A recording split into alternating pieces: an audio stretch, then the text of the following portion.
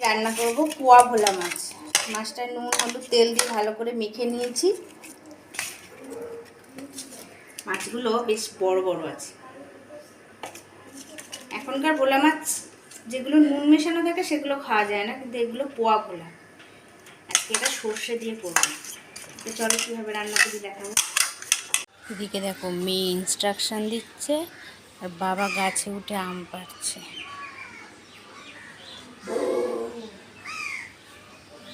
মেয়ে নাকি কাজ করছে, এই যে এই কাণ্ড করছে মেয়ে।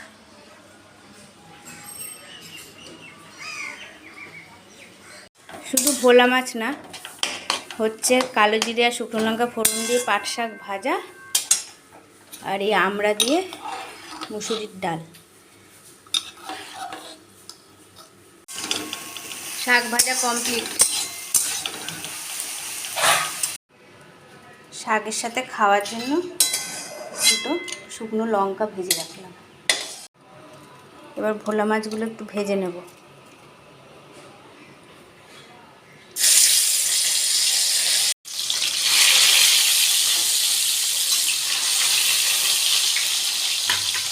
মাছে মশলা দেবো, একটু সর্ষে বাটা দিয়েছি, একটু টমেটো কুড়িয়ে দিয়েছি, নুন মিষ্টি হলুদ আর গোটা কাঁচা লঙ্কা একটু ভেঙে দিয়েছি। সর্ষেটা যখন বেটেছিলাম তখন সর্ষের মধ্যেই কিন্তু আমি একটুখানি নুন ঝাল দিয়ে সর্ষেটা বেটেছিলাম।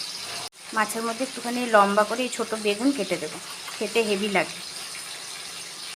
মাছগুলো ভাজা হয়ে গেছে, এবার আমি বেগুনগুলো সুন্দর করে একটু লাল লাল করে ভেজে নেব।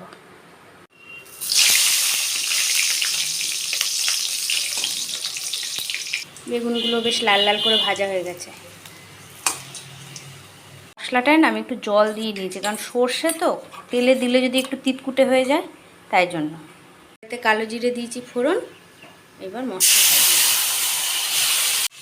মশলার মধ্যে সবই দেওয়া আছে, নুন মিষ্টি সব। এবার একটু সামান্য একটু নাড়িয়ে জল দিয়ে দেবো।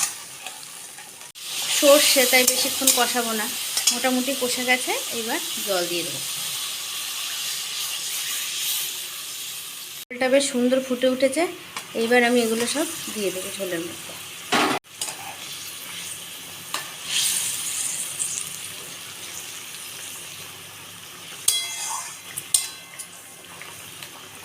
একটু আঁচটা কমিয়ে রাখি, একটু মাছের মধ্যে ঢুকুক মশলাগুলো।